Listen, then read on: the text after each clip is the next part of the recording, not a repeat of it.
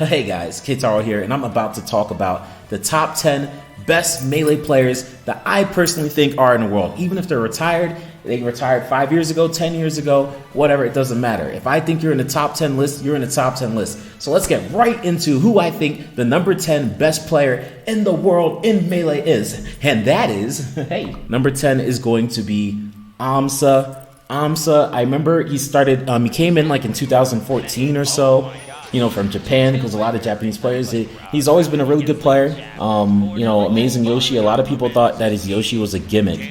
But there's this thing where like he was able to beat Mewtwo King and like he beat Hungrybox, I believe. Correct me if I'm wrong. I haven't seen too much Melee recently, so please take my opinionated version of who I think the top 10 players are in the world to, don't take it like a grain of salt, because I've been in the Melee community for like 13 years. Well, I was, I'm not really that much anymore, but I still watch it here and there.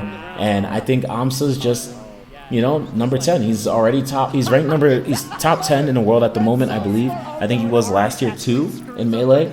It's always hyped to see. They can't even make that many tournaments, and he still is able to get ranked top 10 in the world. So I think at minimum that Amsa is like number 10 in the world. Very amazing player. I'm happy that he came to Melee. Again, it's been very hard for me to watch Melee in the last couple of years or so because like my favorite player PPMD and my second favorite player Armada both retired. And like after PPMD retired, my viewership of Melee like kind of went down quite a bit. And then Armada retired. It made it happen even more. And it's rough for me because it's like it's hard to see like other players starting to get into top 10 and stuff. And now we're gonna move on to number 9. Okay, yes, okay. I was like, whoa, I put Mewtwo King number 9.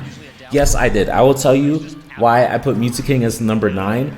I can't make the window bigger for now. I put Mewtwo King as number 9 because he is not. I'm talking about who I think the top 10 best players in the world are right now.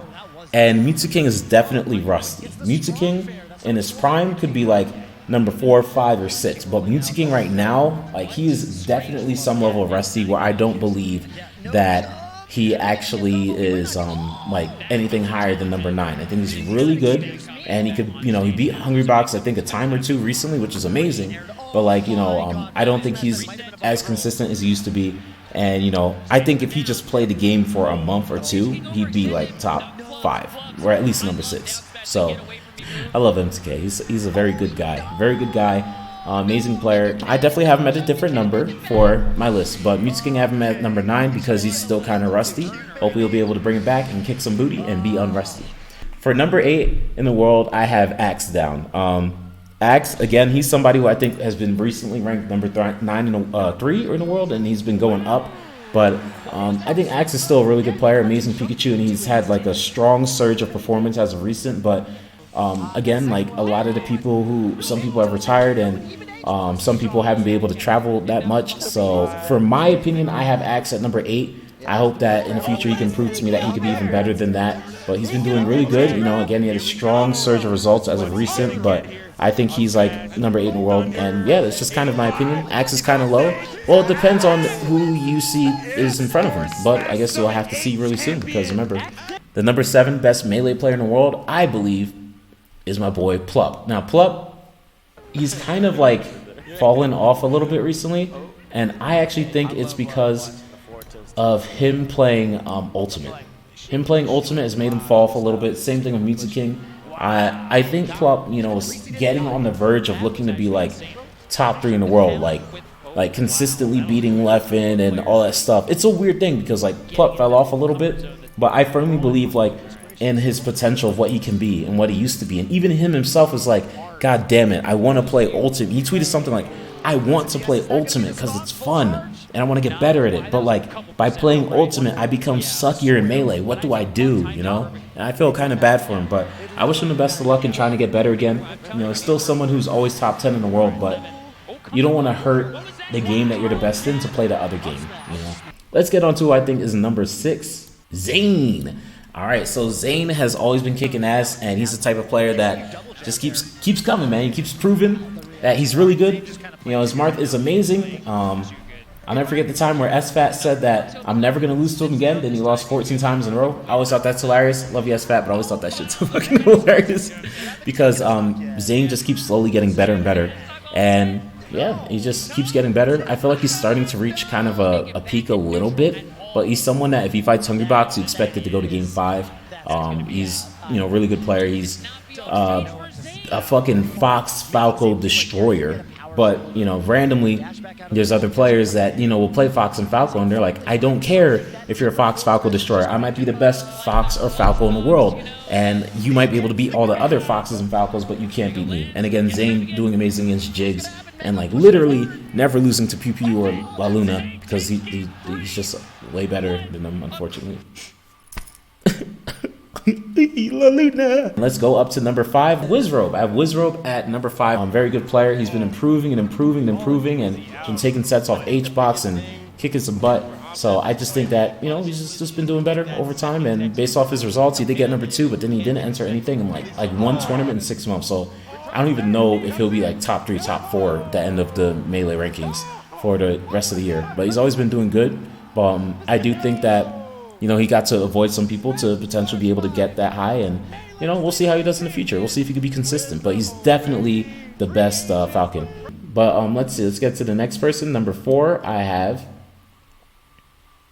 my good sir Mango. Mango's kind of a wild card because he can have some bad fucking placements, but then there's times where he'll just fucking destroy the competition. So he's like very wild card. Like there's times where he looks like cleanly worse than Wizrobe and Zane, but then there's times where it's like he'll look like the best player in the world. Like, like once every 3 months, Mango will just look like the best player in the world. He'll beat Hungrybox in 2 sets, destroy Wizrobe, 3-0 Zane. Like, yeah, he's just an amazing player. I think I'd have him in this position. He's definitely like really up and down, but I think his peak skill for me is what matters the most, and I think that's what brings him to where I have him at number 4. And I feel like if I were to put money, if Wizrobe, Zane, and Mango were all to enter the same amount of tournaments for the entire year, I would expect Mango to do better. For number 3, I have Leffen. This guy is like an actual living legend. Leffen is an actual living legend, and people don't realize it. The fact that he was able to beat the number 2 best player in the world, Tweak, in Ultimate, be able to almost last hit get upset basically against Goichi, the best fighters player in the world, and then still be able to beat Hungrybox in 2 sets casually at a tournament.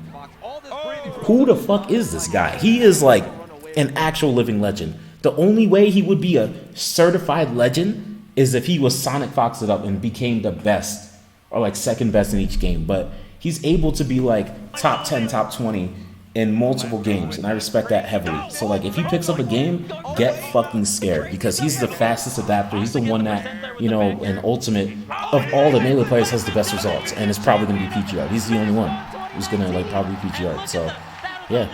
Number 2, Armada. So now I know people are gonna be like, whoa, what the fuck? You put Armada as number 2? What the dude? He quit like a year ago. Blah, blah, blah. I'm gonna say a couple things. All right, Armada has had a positive record against the best player in the world forever. Like literally every year since he's competed, he's always had the best record.